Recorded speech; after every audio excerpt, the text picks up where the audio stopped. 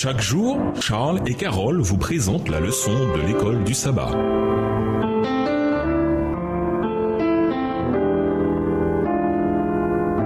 Bienvenue dans votre émission Dieu nous parle.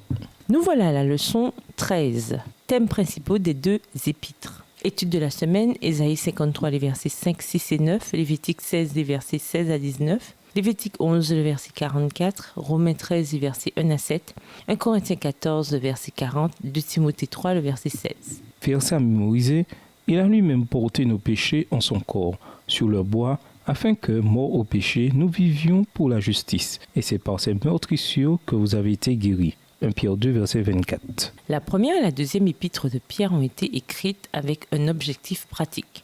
Dans 1 Pierre, la grande question à laquelle Pierre était confronté était la persécution des chrétiens. Dans 2 Pierre, la question principale était les faux docteurs. Pierre a écrit avec énergie et autorité en cherchant à encourager ses lecteurs et à les avertir des difficultés qui les attendaient. Point important, Pierre réagit aux deux questions en termes théologiques. Les souffrances causées par la persécution l'amènent à méditer sur les souffrances et la mort de Jésus qui ont eu pour conséquence notre salut. Les faux docteurs devront affronter le jugement.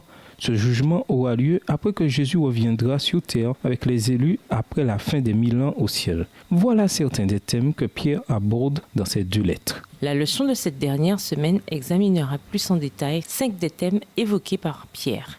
La souffrance de Jésus qui a donné lieu à notre salut, notre réaction concrète au fait de savoir que Dieu jugera nos actes au jugement dernier, l'espérance que nous avons dans le proche retour de Jésus, l'ordre dans la société et dans l'Église et le rôle de la Bible dans la direction de nos vies. Et nous vous laissons avec cette réflexion. Pierre ne fuit pas devant la réalité de la souffrance des chrétiens.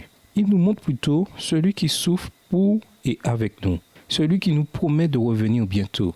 Tout comme un arbre a l'air mort en hiver, tandis qu'il attend la renaissance qu'apporte le printemps, nous devons, nous aussi, endurer la souffrance pour un temps, en attendant l'accomplissement de la promesse que Dieu nous a faite. Au revoir. Et à demain si Dieu veut.